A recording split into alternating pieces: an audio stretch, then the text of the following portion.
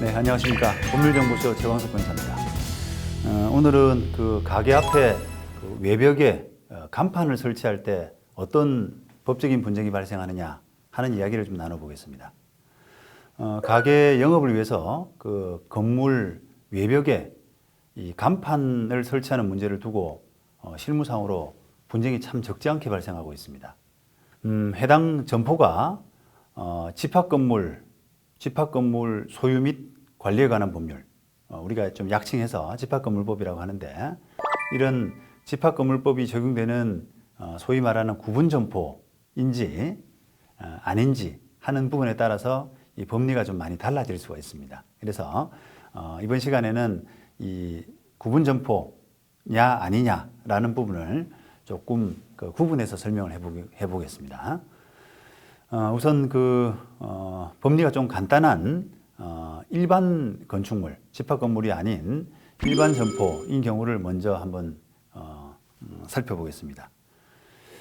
예를 들어서 집합건물 아닌 그 일반 건축물 우리가 일부의 공간을 빌려서 임차해서 영업을 하는데 보통 그 해당 그 가게 점포 앞에 그 외벽에다가 이 간판을 설치할 수 있는 권리가 당연히 임차인에게 있는 것이 아니냐라고 하는 이제 그런 의문이 있는 겁니다. 그런데 그 부분의 해답은 임대차 계약을 과연 구체적으로 어떻게 했느냐 하는 부분에 달려 있습니다. 우리가 당연히 그건 쓸 수 없다. 그런데 임대차 계약을 어떻게 했느냐라고 하는 부분, 그런 부분에 따라서 결론이 나뉘어질 수 있다. 이렇게 이야기할 수 있다는 거죠.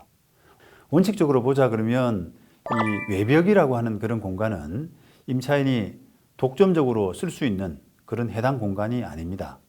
우리가 화장실이나 복도와 같이 여러 사람이 쓰는 그런 화장실이나 같이 다니는 복도와 같이 함께 사용하는 이런 공간에 불과한 거죠.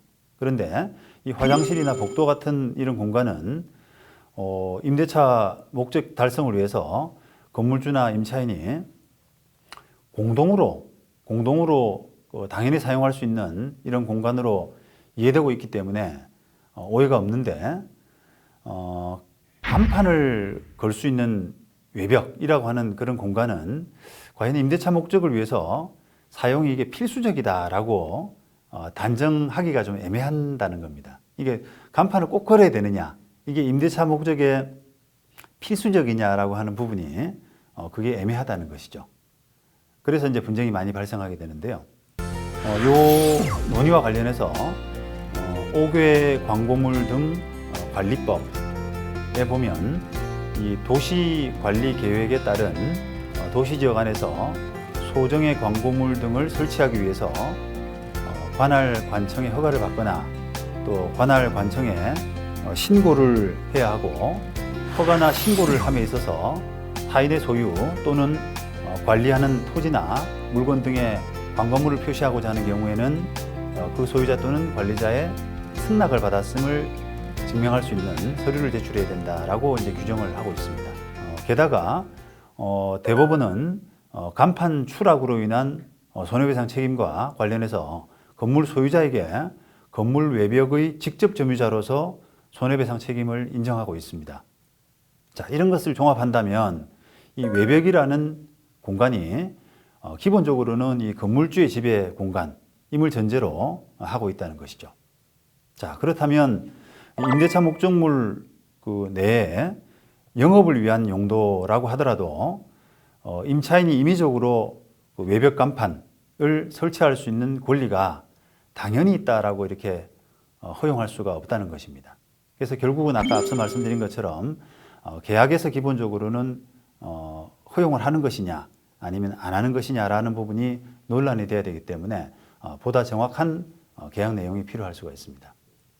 자, 한편으로 이 가게가 속한 그 건물이 이 집합건물법에 적용을 받는 그 집합건물, 아까는 일반 건물을 말씀드렸는데 집합건물인 경우에는 이 보다 복잡한 법리가 적용될 수가 있습니다. 집합건물법에는 여러 그 다수의 구분 소유권이 존재한다는 점을 고려해서 구분 소유권의 대상인 그 전유 부분이라고 하는데요. 이 전유 부분과 또 구분 소유권의 대상이 아닌 공용 부분을 구분을 하고 있습니다. 그래서 이 간판을 설치할 수 있는 외벽이라고 하는 것은 이런 기준에 따르면 전유 부분이 아니라 공용 부분이면은 틀림없습니다. 자, 그런데 이런 공용 부분의 관리에 관한 사항은 공용 부분의 변경 그리고 보존 행위를 제외하고는 관리단 집회에서 이렇게 의결이 없는 한은 자기 상가에 관한 외벽이라고 하더라도 이를 배타적으로 점유하게 하는 것이 허용되지가 않습니다. 만약에 이런 무단으로 건물 설치가 이루어지게 된다라고 한다면 다른 구분 소유자들로부터 이게 공용 공간이기 때문에 없애줘 이런 그 청구를 당하게 되는데 이런 부분은 바로 법률적으로 보존행위라는 용어를 쓰게 됩니다. 이런 보존행위의 일환으로 간판 철거를 당할 수도 있게 된다는 거죠. 물론 뭐 그 뒤에 이 간판 설치를 약속했던 당사자인 그 해당 가게 주인 하고 임차인하고 그런 그 임대차 계약을 해지한다거나 또는 손해배상을 청구한다거나 하는 문제는 이제 변론으로 다투어질 수 있고 또 추가적인 어떤 분쟁으로 이어질 수도 있겠습니다. 하지만 그 다른 구분 소유자 또는 집합 건물 전체의 기준으로 볼 때는 그런 그 가게 주인으로부터 간판 설치 약속을 받았다고 하더라도 당연히 그것이 가능하다라고 단정할 수 없게 된다는 것입니다.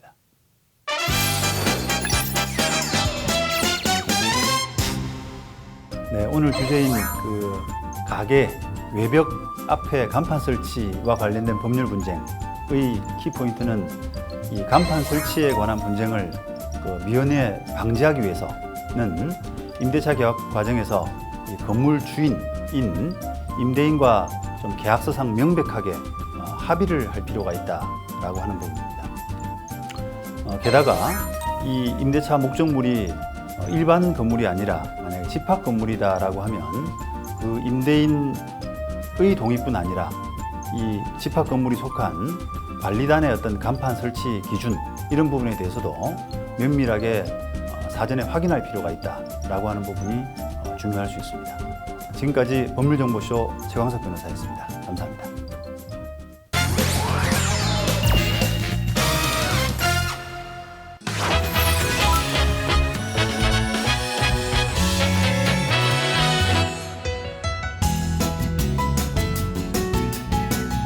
안녕하세요. 법률정보쇼 신유진 변호사입니다. 요즘 학교폭력으로 많은 분들께서 상담을 요청하시는데요. 오늘은 학교폭력 가해학생에 대한 처벌 기준을 살펴보도록 하겠습니다. 그리고 학교폭력으로 전학처분을 받았는데 행정소송을 통하여 전학처분이 취소된 사건을 소개해드리도록 하겠습니다. 상담을 오신 가해 측 학부모님들은 이런 사안의 경우 보통 어떻게 처분이 나오나요? 라고 궁금해 하십니다. 그런데 학교폭력으로 인정되어 가해 학생에게 징계 처분을 할 경우에 학교폭력대책자치위원회에서는 가해 학생이 잘못된 행위 그 자체에 대한 처벌만을 목적으로 하는 것이 아닙니다. 학교폭력예방법은 피해 학생의 보호, 가해 학생의 선도와 교육, 그리고 피해 학생과 가해 학생 간의 분쟁 조정을 통하여 학생의 인권을 보호하고 학생을 건전한 사회 구성원으로 육성함을 목적으로 하고 있기 때문입니다. 그렇기 때문에 징계 여부를 결정함에 있어서 기본 판단 요소로서는 학교폭력 사건으로서의 첫째, 심각성, 둘째, 지속성, 셋째, 고의성, 넷째, 가해 학생의 반성의 정도, 다섯째, 피해 학생과 가해 학생 간의 화해 정도를 검토합니다. 그리고 부가적 판단 요소로서 해당 조치로 인한 가해 학생의 선도 가능성과 피해 학생이 장애 학생인지 여부를 고려하여 결정하는 것입니다. 그래서 같은 잘못을 저지른 경우라 할지라도 그 후에 가해 학생의 반성의 정도와 피해 학생과의 화해 정도를 고려하여 다른 결정이 내려질 수 있는 것입니다. 가해 학생이 자신의 잘못을 축소하면서 단순한 실수였다고 하거나 순간적이고 우발적이었다, 피해 학생에게 그 원인이 있었다고 변명하기에 급급하는 한편, 학교가 사안 조사를 잘못했다거나 학교에서 아이들 관리를 잘못했기 때문에 사건이 확대되었다고 하면서 우리 아이에게 엄한 처벌이 나오면 학교를 가만두지 않겠다고 엄포를 놓는 경우에는 가해 학생의 반성의 정도에 대한 평가가 좋지 않겠지요. 그렇기 때문에 가해 학생 측에서는 잘못된 행동에 대해서 전혀 반성을 하지 않으면 징계 조치 적용 기준에 관해서 높은 점수를 받게 될 것이고 당연히 높은 수위의 징계를 받을 수밖에 없습니다. 학교에서 자녀가 학교폭력 가해 학생이 되었다는 연락을 받으시는 경우에 학생들은 부모님께 자신의 잘못을 낱낱이 말씀드리기 곤란한 경우가 많이 있습니다. 그럼에도 자녀를 다그치면서 너가 무슨 잘못을 했는지 다 말해봐라 라고만 하시면 학생 입장에서는 아무리 부모님이라고 해도 그동안 있었던 일에 대해서 자세히 말씀드리기가 무섭기 때문에 자신의 잘못을 축소하여 말씀을 드리게 되는 것입니다. 그렇게 되면 학생은 자신의 잘못을 인정하고 반성할 기회를 잃게 되고 부모님들은 자녀의 이야기만 듣고 학교에 오히려 우리의 잘못이 아니다라고 말씀을 하는 상황이 종종 발생하게 됩니다. 학교폭력 가해 학생으로 학교에서 연락을 받은 경우에는 우선 내 자녀가 잘못을 할 수 있다는 사실을 인정하시고 자녀에게 차근차근 무슨 일이 있었는지 경청하는 자세로 그동안의 이야기를 들어주셔야 합니다. 그래야만 우리 학생들이 부모님을 믿고 솔직하게 그동안 있었던 일에 대해서 이야기를 할 수가 있습니다. 또한 그런 과정에서 부모님은 자녀에게 스스로 잘못된 행동에 대해서 반성을 하며 다시는 그런 일을 저지르지 않겠다고 생각할 기회를 만들어주시는 역할을 하셔야 합니다. 학교폭력 사건은 절대로 부모님들 간의 감정 싸움이나 학교와의 적대적이고 극단적인 상황으로 가지 않도록 주의하셔야만 할 것입니다.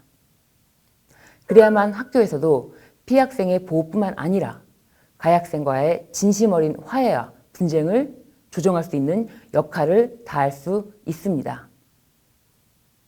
학교폭력으로 전학처분을 받은 사건을 살펴보도록 하겠습니다. 고등학교 1학년에 재학 중인 K군이 몇 차례에 걸쳐서 피해 학생에게 폭력을 행사하였던 사건이 있었습니다. 이 사건으로 K군은 전학 조치를 받았고 가해 학생 및 학부모 특별교육 이수 5시간 조치를 받게 되었습니다. K군이 전학 처분에 대하여 교육청 학생징계조정위원회에 재심을 청구하였으나 기각 결정을 받았고 행정심판까지 청구하였으나 행정심판조차 기각되어 마지막으로 법원에 행정소송을 제기하게 된 것입니다. 그런데 이 사건에서 K군은 자신의 잘못된 행동을 모두 인정하였고 다시는 학교폭력 행위를 하지 않겠다고 깊이 반성하였으며 K군의 부모님은 K군을 잘 지도하겠다고 다짐하였습니다. 또한 K군의 학교 친구들도 부디 K군이 전학을 가지 않도록 선처를 바라는 탄원서까지 제출하였습니다. 법원에서는 이 사건에 대하여 면밀히 검토하였고 다음과 같이 판단을 하였습니다. 학교는 피해 학생과 가해 학생 모두를 지도 교육하는 지위에 있으므로 피해 학생을 보호하여 더 이상의 피해를 보지 않도록 할 의무가 있을 뿐만 아니라 가해 학생을 선도 교육하여 건전한 사회 구성원으로 육성할 의무가 있으므로 K군과 같은 가해 학생에 대해서도 인격적으로 성숙해가는 과정에 있는 학생임을 감안하여 최대한 교육적인 방법으로 선도할 책무가 있다. K군이 행한 학교폭력과 피해 학생이 입은 신체적, 정신적 피해가 결코 가볍다고 할 수는 없다. 그러나 그 강도나 정도가 심각한 수준은 아니었던 것으로 보이고 원고가 잘못을 깊이 뉘우치고 반성하고 있고 원고의 부모도 원고를 잘 지도하겠다고 다짐하고 있으며 원고의 학급 친구들도 원고에게 선처를 바란다는 탄원서를 제출하고 있어 원고가 교정이 불가능한 학생이라고 단정하기 어렵다.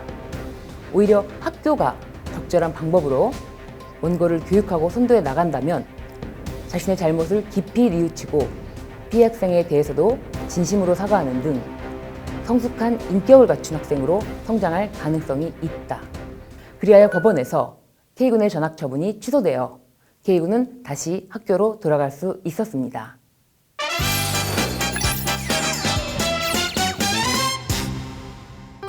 이번 주제 학교폭력 가해학생 처벌 기준에 관한 키포인트는 가해학생 측이 자신의 잘못에 대하여 얼마나 반성하고 화해할 수 있는지에 따라 달라진다는 것입니다. 학교에서는 학교폭력 사안이 발생한 경우에 피해 학생 보호와 가해 학생의 선도 가능성을 잘 살펴 양측이 서로 화해를 도와 다시는 같은 일이 반복되지 않도록 노력하여야 할 것이며, 가해 학생으로서는 자신의 잘못에 대하여 진심으로 뉘우치며 반성하고 부모님 또한 재발 방지를 위한 자녀의 훈육과 선도에 최선의 노력을 약속하는 일이 우선되어야 할 것입니다. 지금까지 법률정보쇼 신유진 변호사였습니다. 감사합니다.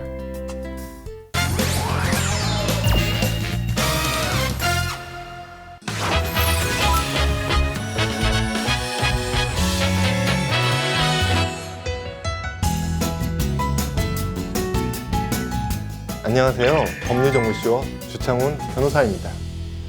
여성가족부가 발표한 2016년도 성폭력 실태조사에 따르면 여성 5명 중 1명이 평생 한 번 이상의 성폭력을 겪는 것으로 나타났습니다. 이처럼 여성으로 살아가면서 수많은 성폭력 범죄에 노출되어 있음에도 정작 성폭력 피해가 발생하였을 때 국가가 어떻게 도와줄 수 있는지, 구체적으로 어떠한 법률과 제도가 있는지에 대해서는 설문에 응답한 여성 중 85% 이상이 잘 알지 못하거나 전혀 모른다고 답하였습니다. 오늘은 성폭력 범죄는 무엇이고 성폭력 범죄를 당하였다면 국가로부터 어떠한 도움을 받을 수 있는지에 관해 말씀드리겠습니다. 성폭력 범죄에 관하여는 성폭력 범죄의 처벌 등에 관한 특례법 제2조에서 규정하고 있습니다. 쉽게 설명드리자면 강간이나 강제추행뿐만 아니라 음란성 메시지를 지속적으로 보내는 행위, 카메라나 핸드폰으로 몰래 신체를 촬영하는 행위 등 상대방의 의사에 반해서 가해지는 모든 신체적, 정신적 폭력을 말합니다. 여기서 잠깐 퀴즈를 내면 부부 사이에서도 강간죄가 성립할 수 있을까요? 당연히 성립한다고 답할 분들이 많을 것입니다. 하지만 법적으로 부부 간 강간죄가 인정되기 시작한 것은 2013년부터입니다. 즉, 개정 전 형법에서는 부녀만을 강간의 객체, 즉 피해자로 규정하고 있었는데요. 종래 대법원은 혼인 생활에서 부부 사이에 은밀히 이루어지는 성관계에 대한 국가의 개입을 자제해야 한다는 관점에서 혼인관계가 실질적으로 유지되는 한 아내에 대해 강제적인 성관계를 한 남편을 강간죄로 처벌할 수 없다고 해석해 왔습니다. 그러다 2013년 5월 16일 대법원은 전원합의체 판결을 통해 강간죄의 보호법익을 자유롭고 독립된 개인으로서 여성이 가지는 성적 자기결정권으로 보고 있으므로 형법 제297조가 정한 강간죄의 객체인 부녀에는 법률상 처가 포함되고 혼인관계가 파탄된 경우뿐만 아니라 실질적인 혼인관계가 유지되고 있는 경우에도 남편이 반항을 불가능해 하거나 현저히 곤란하게 할 정도의 폭행이나 협박을 가하여 아내를 간음한 경우에는 강간죄가 성립한다고 판결하여 부부 사이에서도 강간죄가 성립할 수 있음을 분명히 하였습니다. 다음으로 현실 속에서 자주 발생하는 강제추행에 대해 설명해 드리겠습니다. 법원은 추행을 객관적으로 일반인에게 성적 수치심이나 혐오감을 일으키게 하고 선량한 성적 도덕관념에 반하는 행위로서 피해자의 성적 자유를 침해하는 것으로 정의하고 있습니다. 여성의 가슴이나 엉덩이를 만지는 것은 누가 봐도 강제추행입니다. 그렇다면 팔뚝이나 등을 만지는 것은 어떨까요? 최근 1심에서 여학생의 팔뚝이나 등을 만진 행위도 추행에 해당한다는 판결이 있었습니다. 그렇다면 쇄골 부분을 손가락으로 찌는 행위도 강제추행에 해당할까요? 이에 대해 법원은 피고인이 만진 피해자의 어깨 죽지 부분은 일반적으로 이성 간에도 부탁, 격려 등의 의미로 접촉이 가능한 부분이고 피고인이 찌른 부분은 젖가슴보다는 쇄골에 더 가까운 상대방의 허락 없이 만질 수 있는 부분은 아니더라도 젖가슴과 같이 성적으로 민감한 부분은 아니며 피고인의 행위는 1초도 안 되는 극히 짧은 순간 이루어져 피해자가 성적 수치심을 느끼기보다는 당황하였을 가능성이 더 높다는 점 등 재반 사정을 종합할 때 강제추행에 해당하지 않는다고 판결한 바가 있습니다. 하지만 쇄골을 찔렀다고 해서 어떠한 경우에도 강제추행에 해당하지 않는다고 단정 지을 수는 없습니다. 왜냐하면 법원은 행위자와 피해자의 이전부터의 관계, 그 행위에 이르게 된 경위 등을 종합적으로 고려하여 추행 여부를 판단하기 때문에 똑같은 행위라도 누구는 강제추행이 될 수 있고 누구는 단순한 장난이 될 수도 있습니다. 만일 성폭력을 당하였다면 국가는 어떤 도움을 줄 수 있을까요? 우선 수사와 재판 과정부터 말씀드리면 성폭력 사건의 여성 범죄 피해자를 조사할 때에는 여성 경찰관이 조사 또는 입회하는 것을 원칙으로 합니다. 또한 일반 범죄의 피해자는 조사를 받을 때 변호사만 동석할 수 있음이 원칙인데 성범죄의 경우 부모나 친구 등 신뢰관계에 있는 사람과 함께 조사받을 수 있습니다. 또한 피해자의 요청이 있으면 국가에서 국선 변호사를 선임해 주어 비용 부담 없이 법적 도움을 받을 수 있도록 돕고 있습니다. 성폭력 피해자가 법정의 증인으로 나가야 될 경우 가장 꺼리는 부분이 가해자를 비롯한 일반인들에게 자신의 모습이 공개될 수 있다는 점입니다. 이러한 점을 참작하여 특별법에서는 성폭력에 대한 심리는 그 성폭력 피해자의 사생활을 보호하기 위하여 결정으로서 공개하지 않을 수 있다고 규정하고 있고 실무에서는 비공개 재판이 일반적으로 이루어지고 있습니다. 수사와 재판 등 형사 절차 이외에도 국가는 취업 지원, 주거 지원 등 다양한 방법으로 성폭력 피해자를 지원하고 있습니다. 사업주가 고용하고 있는 성폭력 피해자를 해고하거나 그 밖에 불이익을 준 경우에는 3년 이하의 징역 또는 2천만 원 이하의 벌금에 처해집니다.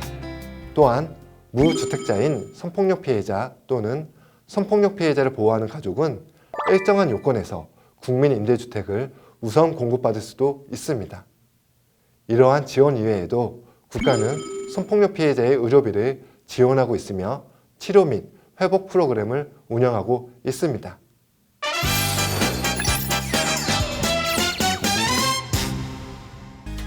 이번 주제 성폭력과 피해 지원에 관한 키포인트는 현재 성폭력 피해자를 지원하기 위한 다양한 제도가 실행 중에 있는데요. 그중 피해자 변호사 제도는 국가에서 성폭력 피해자의 법률 대리인을 선임해 주는 것으로 성폭력 피해자는 사건 초기부터 무상으로 법률 전문가의 도움을 받을 수 있습니다. 나아가 국가에서는 성폭력 피해자의 의료비뿐 아니라 주거 지원 등 피해 회복을 위한 다양한 제도를 운영하고 있습니다. 따라서 본인 또는 본인의 가족, 지인이 성폭력 피해를 당하였다면 주저하지 마시고 국가에 도움을 요청하실 것을 적극 권하는 바입니다. 지금까지 법률정보쇼 주창훈 변호사였습니다. 감사합니다.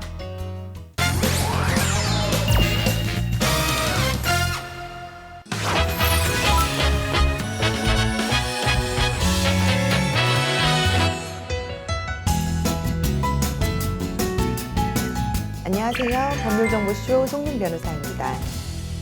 가맹사업 분야의 잡음이 끊이지 않자 김상조 공정거래위원장은 취임사에서 가맹 분야 불공정 관행 근절 대책을 발표하면서 필수 품목 관련 정보 공개 사의 강화, 그리고 가맹본부 오너 리스크에 대한 손해배상 책임의 도입, 광역 지자체의 조사 처분권을 일부 위임하는 것, 그리고 광고 판촉 행사 시에 개별적 사전 동의를 의무화에 대한 의지를 밝힌 바가 있고요. 조만간 이에 대한 구체적 안이 나올 것으로 보입니다. 실제 가맹본부 오너 리스크에 대한 손해배상 책임은 내년 1월 1일부터 가맹계약서의 필수적 기재사항이 되었습니다. 공정거래위원회의 처분 수위가 갈수록 높아지고 있기에 가맹본부는 법률 리스크를 관리해야 할 필요성이 높은데요. 오늘은 가맹본부가 반드시 기억해야 할 7가지를 설명해 드리겠습니다. 네, 첫 번째는 정보공개에서의 철저한 관리입니다. 중요 사항이 누락된 정보공개에서는 기만적 정보 제공이 될 수가 있고 가맹점 수, 매출액에 대한 숫자가 틀리면 허위의 정보 제공 행위가 돼서 정보공개서 등록이 취소되거나 또 취소가 될 경우에는 재등록 시까지 신규 가맹점 모집이 불가하게 됩니다. 따라서 변경 사유가 발생하면 제때 변경 등록 등 지속적인 관리가 필요하고요. 정보공개서에 기재가 되어 있다 하더라도 가맹계약서에 기재가 되어 있지 않으면 계약의 내용이 되지 않는 점도 유의하셔야 합니다. 또 계약 체결 시 제공해야 되는 필수 서류 3종입니다.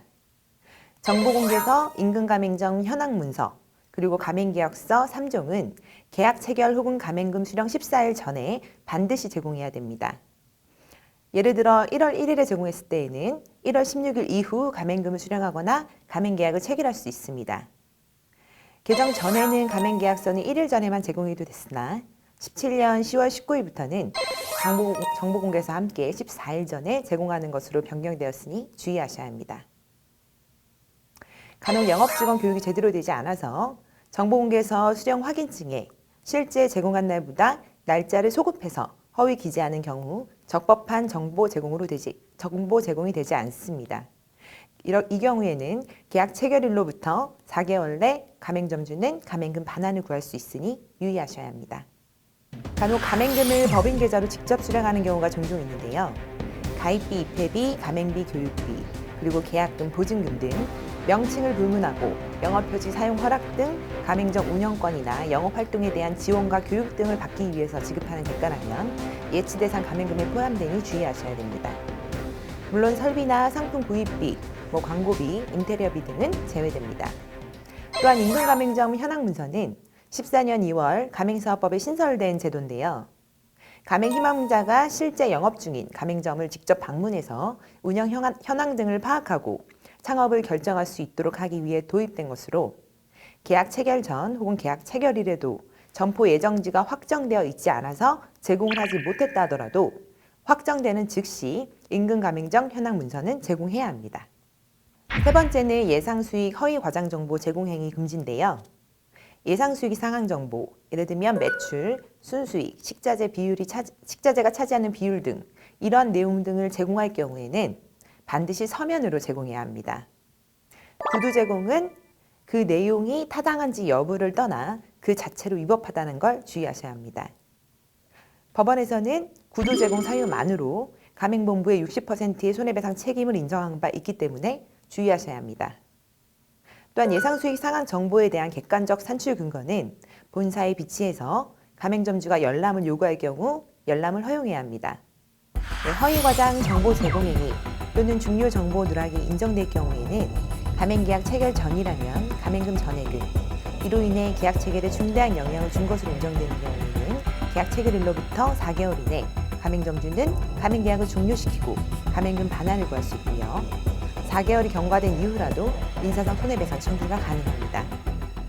또 홈페이지나 사업 설명회 PPT, 전단지 등의 자료의 내용상 가맹점 수라든가 지원 내용, 매출 등이 허위 과장이 없는지 주의하고 영업 담당자들에 대한 가맹사업법 교육이 필요합니다. 네 번째로 기억해야 될 쟁점은 바로 상권 분석입니다. 상권 분석은 소상공인진흥공단 상권 분석 보고서를 제공한 것만으로는 책임을 회피하기 어렵다라는 판례가 있다는 걸 주의하셔야 합니다. 사실 여부가 확인되지 않은 막연한 추정에 의거해서 산정을 했을 경우에는 허위 과장 정보 제공 행위에 해당하는 점도 꼭 기억하시기 바랍니다. 다섯 번째는 자전 매입 금지입니다. 자전 매입 금지 또는 고익 강제의 요건을 충족하지 못할 경우에는 불공정 거래 행위로 과징금 부과 대상이 되는 것도 주의하셔야 합니다. 가맹사업법은 강제하는 내용이 가맹사업의 필수적이라고 인정될 것, 또 특정 거래 상대방과 거래하지 않는 경우에 가맹본부의 상표권을 보호하고 상품 또는 용역의 동일성을 유지하기 어렵다는 사실이 주관적이 아니라 객관적으로 인정이 돼야 됩니다. 또 가맹본부가 미리 정보공개서를 통해서 가맹점 사업자한테 해당 사실을 알리고 계약했을 것, 위 세 가지를 모두 충족한 경우에만 고익 강제가 가능하다고 보고 있습니다. 여섯 번째는 계약 해지 절차의 준수인데요. 가맹점에 비위가 있다고 하더라도 가맹사업법은 해지 절차를 엄격하게 준수하도록 하고 이를 준수하지 못한 해지 통보는 무효라고 보고 있습니다.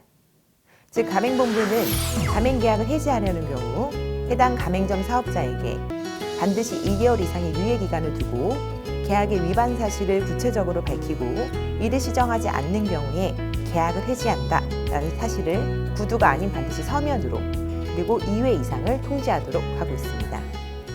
이를 미준수한 경우 해지가 무효임에도 이를 인지하지 못한 가맹본부가 부당히 상품 공급을 중단했을 경우에 가맹점주의 휴업손해 상당의 손해를 배상해야 하는데요.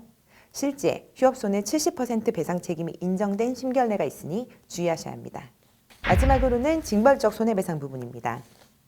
특히 현행법은 허위 과장 정보 제공, 부당한 거래 거절 시 징벌적 손해배상, 즉 실제 피해액의 3배 이내에서 손해배상을 구할 수 있도록 시행을 하고 있는데요.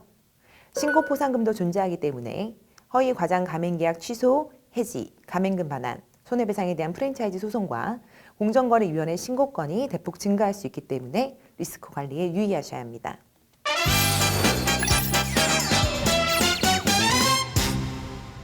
이번 주제 가맹본부가 반드시 기억해야 할 7가지 키포인트는요. 첫 번째는 정보공개사의 철저한 관리와 두 번째는 계약 체결 시 제공해야 하는 필수 서류 3종, 그리고 예상수의 허위 과장 정보 제공 행위 금지, 네 번째는 상권 분석, 다섯 번째는 자전 매입 금지가 허용되는 요건, 여섯 번째는 계약 해지 절차의 준수, 그리고 마지막은 징벌적 손해배상 제도입니다. 물론 그 밖에도 경업금지 조항의 무효, 또 영업적 침해 등 쟁점이 많은데요. 평소 꾸준한 법적 리스크 관리로 분쟁을 사전 예방하시기를 바랍니다. 지금까지 법률정보쇼 송윤 변호사였습니다. 감사합니다.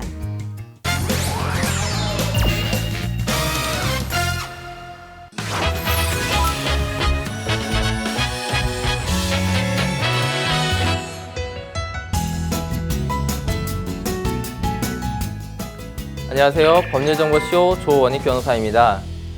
지난 시간에 지구 단위 계획의 실제 사례를 통해 개념을 숙지하셨으리라 생각하는데, 지구 단위 계획을 간략히 정리하면 토지 이용을 합리화, 기능 증진, 미관 개선 등을 통해 해당 지역을 체계적으로 관리하기 위한 도시 관리 계획입니다.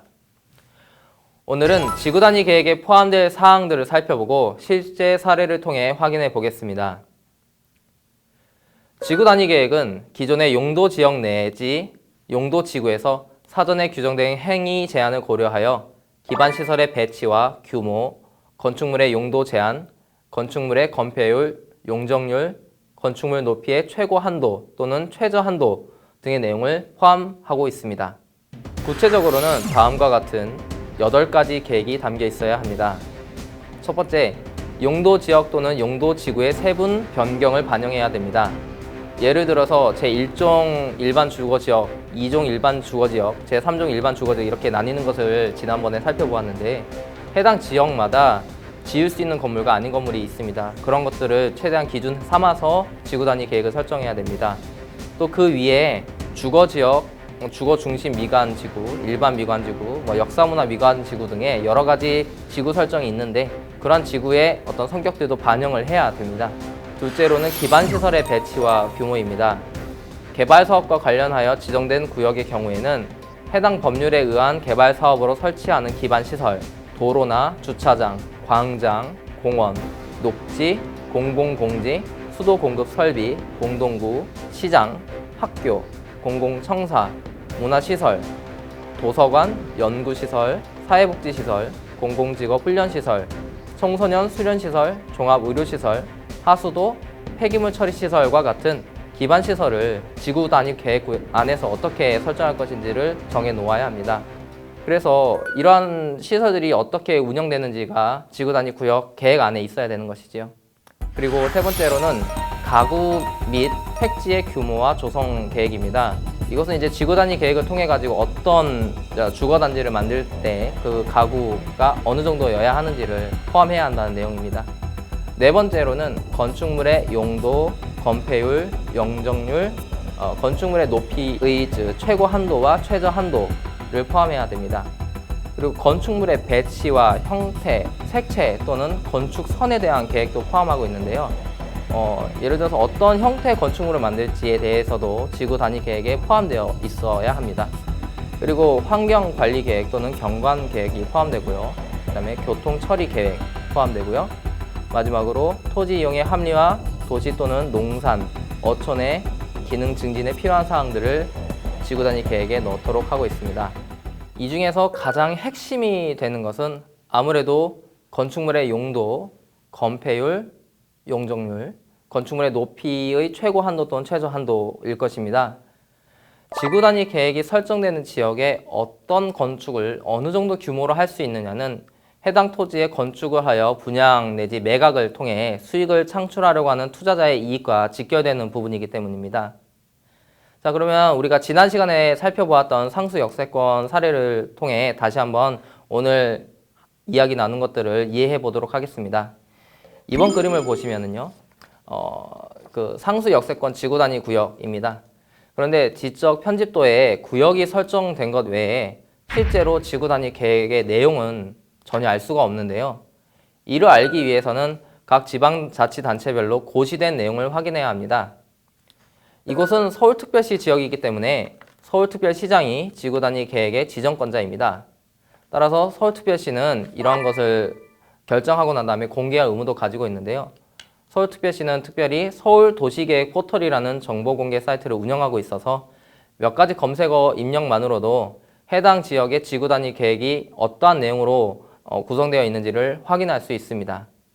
검색을 통해 지난 시간에 보여드린 결정 도서까지 보시면 보다 상세한 내용을 확인하실 수 있습니다.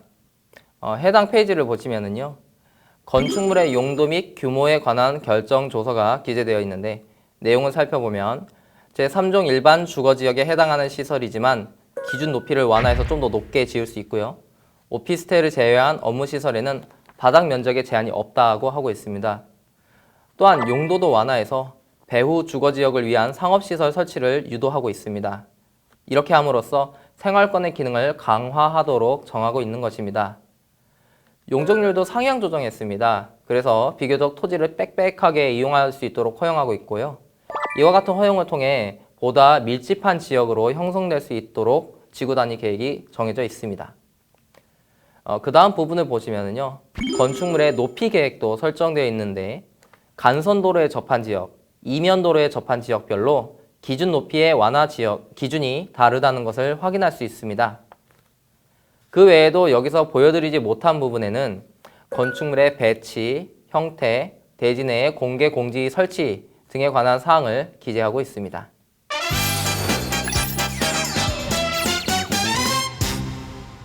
지금까지 지구단위 계획에 포함된 내용과 실제 사례를 살펴보았는데요. 오늘의 키포인트는 첫째, 지구단위 계획에는 토지의 이용, 도시기반 시설에 관한 사항, 건축물의 높이, 용적률에 관한 사항 등이 포함되어 있다. 둘째, 특히 토지 개발을 염두에 두고 있는 사람은 개발 행위 가능 범위를 위해서라도 지구단위 계획의 내용을 반드시 확인하여야 한다. 셋째, 서울 지역의 지구단위 계획의 내용을 확인하려면 서울도시 계획 포털을 활용하라입니다. 지금까지는 서울을 기준으로 해서 여러 가지 설명을 해드렸는데 각 지역에도 지역별로 그 도시 계획을 공개하는 사이트가 있기 때문에 이를 참고하시면 되겠습니다. 지금까지 법률정보쇼 조원익 변호사입니다. 감사합니다.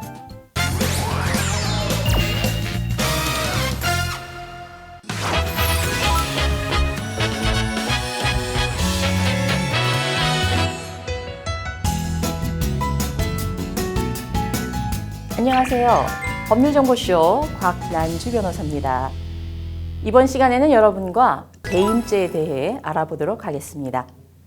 우리 법은 배임죄에 대해서 5년 이하의 징역 또는 1,500만 원 이하의 벌금에 처하도록 하고, 만약 그 배임 행위가 업무와 관련된 것일 경우에는 업무상 배임죄를 적용해서 형을 2배로 가중한 10년 이하의 징역 또는 3천만 원 이하의 벌금에 처하도록 규정하고 있습니다. 그렇지만 배임 액수가 5억 원 이상일 경우에는 일반 형법이 아닌 특정 경제범죄 가중처벌 등에 관한 법률로 의율해서 5억 원 이상 50억 원 미만일 경우에는 3년 이상의 유기징역에 처하고 50억 원 이상일 경우에는 무기 또는 5년 이상의 징역에 처하도록 규정하고 있습니다. 법정형이 굉장히 높지요. 그리고 법정형에 벌금형이 없다는 것은 이런 유형의 범죄는 엄벌에 처하겠다는 입법자의 의도가 담겨 있다고 보시면 됩니다. 실무상으로는 배임 액수가 5억 원 이상이라는 이유로 처벌이 강화되는 것이기 때문에 이 경우에는 실제 배임 액수가 5억 원 이상이라는 것이 정확히 입증되어야 비로소 특정 경제범죄 가중처벌 등에 관한 법률을 적용할 수 있습니다. 배임죄의 기본적인 구성 요건은 형법 제355조 제2항에 규정되어 있는데요. 구체적으로는 타인의 사물을 처리하는 자가 그 임무에 위배하는 행위로서 재산상의 이익을 취득하거나 제3자로 하여금 이를 취득하게 해서 본인에게 손해를 가한 경우에 배임죄가 성립합니다. 먼저 타인의 사물을 처리하는 자가 무슨 의미인지 알아보겠습니다. 간단히 말해서 내 일을 하는 것이 아니라 남의 일을 봐주는 사람을 말하는 거겠죠. 우선 대리인을 떠올리시면 될 겁니다. 대리인은 본인을 대리해서 일을 처리하고 그 결과는 본인이 책임지게 되죠. 또 회사의 대표이사도 마찬가지입니다. 대표이사로서 한 행위는 회사가 책임을 지게 됩니다. 따라서 대리인이나 대표이사가 자신의 개인적인 이익을 위해 본인이나 회사에 재산상 손해가 발생하는 행위를 하면 배임죄가 성립하게 됩니다. 그렇다면 타인의 일을 처리하는 게 아니라 내 일을 처리하는 경우라면 당연히 배임죄가 성립하지 않겠죠. 그런데 실무에서는 과연 어떤 업무가 내 일이고 어떤 업무가 타인의 일인지 명확히 구분되지 않는 경우가 있습니다. 예컨대 본사에서 물건을 받아다가 판매하는 대리점을 운영하더라도 구체적인 계약 내용에 따라 법의 판단이 달라지게 됩니다. 먼저 본사가 공급해주는 물건을 대리점에서 판매하고 그 판매 대금은 본사에서 수령해서 일정액의 판매 수수료만 대리점에게 주는 방식이라면 이 경우에 대리점에서 자기가 아는 사람이 돈을 지불할 능력이 없는 줄 알면서도 그 사람에게 물건을 주어서 본사로 하여금 돈을 못 받게 했다면 이 경우에는 본사를 위해서 물건을 판매하는 업무를 담당하는 것이기 때문에 배임죄가 성립합니다. 다음 요건으로는 타인의 사물을 처리하는 자가 그 임무에 위배되는 행위를 해서 배임 행위를 해야 하는데요. 무엇이 임무에 위배되는 행위냐? 이것은 결국 상식적으로 또 일반적으로 생각할 때 당연히 해야 할 것으로 기대되는 행위를 하지 않는 경우를 말합니다. 예컨대 은행의 대출 담당 직원이라면 대출 신청자의 재산 상태를 제대로 조사해서 은행이 손해를 보는 일이 없도록 필요한 담보를 제공받고 대출을 해줘야겠죠. 그런데 대출 신청자로부터 청탁을 받고 이런 절차를 부실하게 진행해서 대출을 해주었다면 업무상 배임죄가 성립합니다. 한편 배임죄가 성립하려면 배임 행위를 통해서 행위자 또는 제3자가 이득을 취했어야 하고 이로 인해서 본인에게 손해가 발생하거나 또는 발생할 가능성이 농후해야 합니다. 예컨대 은행 직원이 대출을 해주었다라도 실질적으로 돈이 지급된 것이 아니라 서류상으로만 기존 채무자를 변경한 것에 불과하고 또 실질적인 담보에 변화가 생긴 것이 아니라면 이로 인해서 은행에 손해가 발생했거나 또는 추가로 발생할 염려가 생긴 것이 아니기 때문에 배임죄가 성립하지 않는다고 판시한 판례가 있습니다. 지금까지 배임죄의 구성 요건에 대해 살펴봤는데요. 형법상 과실범이 아닌 고의범으로 처벌하기 위해서는 고의가 입증돼야 합니다. 따라서 배임죄로 처벌하기 위해서는 배임의 고의가 있어야겠죠. 그런데 고의가 있었는지 여부는 사람의 속마음이기 때문에 우리가 행위자의 마음 속으로 들어가서 확인할 방법이 없겠죠. 그래서 겉으로 드러난 여러 가지 정황들을 종합해서 고의가 있었는지 여부를 판단하게 됩니다. 이 문제와 관련해서 우리가 흔히 말하는 경영 판단과 배임죄의 성립 문제를 생각해 볼 필요가 있습니다. 사업은 항상 리스크를 안고 있기 때문에 경영상 판단으로 투자를 하거나 신사업을 시작했다가 회사가 손해를 입은 경우에 그러한 결정을 한 임원을 업무상 배임죄로 처벌할 수 있느냐의 문제가 발생하게 됩니다. 이러한 경우에는 그러한 투자를 결정하게 된 경위가 무엇이고 또 사전 조사를 제대로 했는지 이런 구체적인 여러 상황들을 종합해서 고의 여부를 판단해야지 단순히 결과적으로 회사에 손해가 발생했다거나 또는 결정 과정에서 주의 의무를 다소 소홀히 한 과실이 있었다는 이유만으로 배임죄로 처벌할 수 없다는 것이 판례의 입장입니다.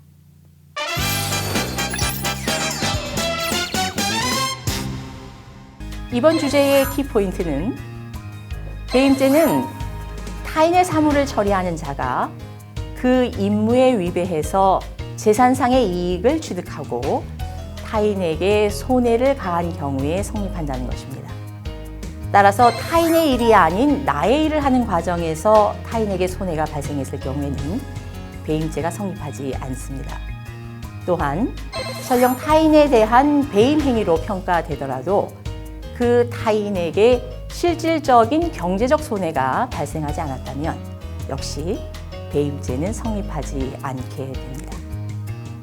지금까지 법률정보쇼 광란주 변호사였습니다. 감사합니다.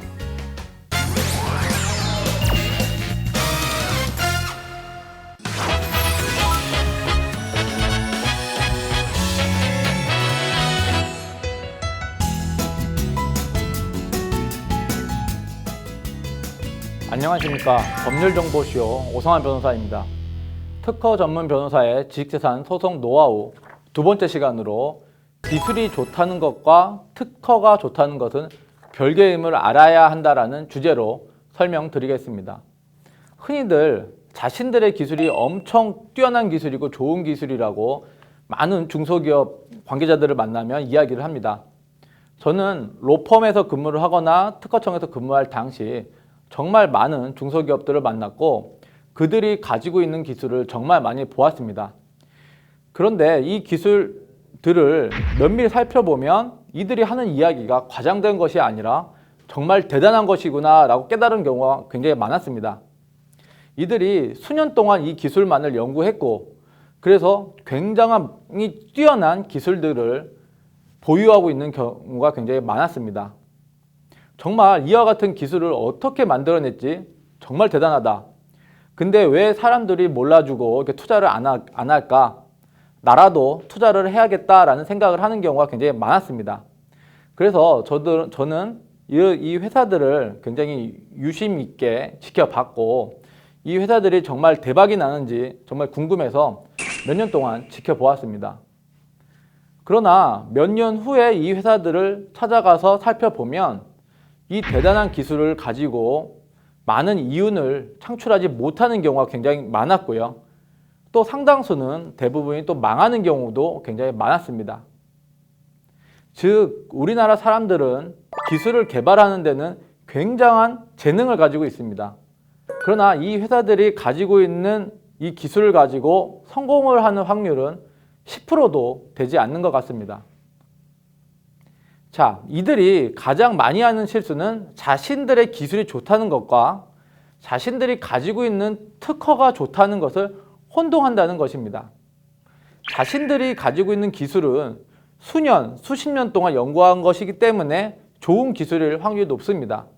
그러나 이 기술을 보호하기 위해서 특허 출원을 해서 획득한 특허가 좋다는 것은 전혀 별개인 것입니다. 이 점을 혼동을 한다면 경영상 굉장히 많은 문제가 발생할 수 있습니다. 많은 고객들이 저한테 물어봅니다.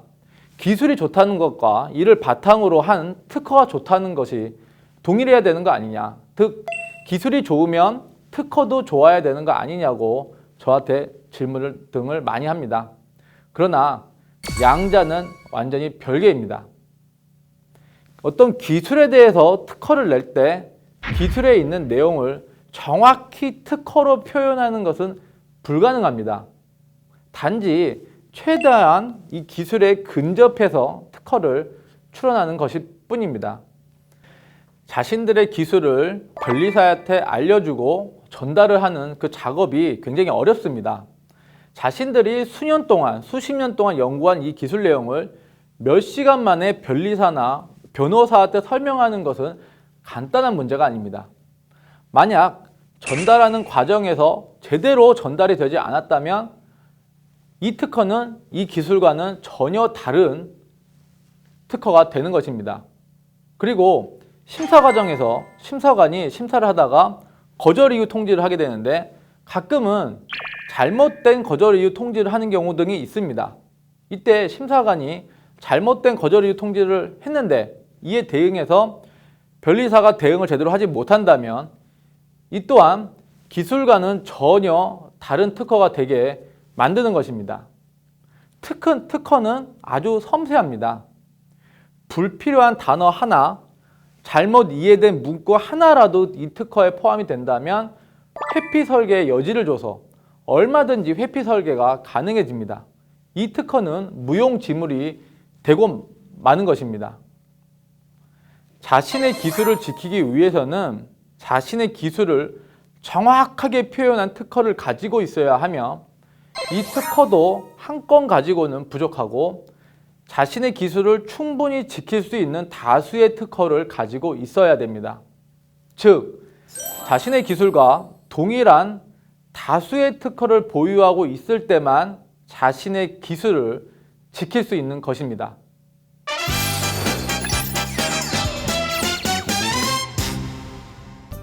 지식재산 소송 노하우 두 번째 시간으로 기술이 좋다는 것과 특허가 좋다는 것은 별개임을 알아야 한다의 키포인트는 자신의 기술이 좋다는 것과 특허가 좋다는 것은 전혀 별개이므로 자신의 기술을 제대로 보호하기 위해서는 자신의 기술을 정확하게 표현한 다수의 특허를 보유하고 있어야 한다는 것입니다. 이상으로 오성환 변호사였습니다. 감사합니다.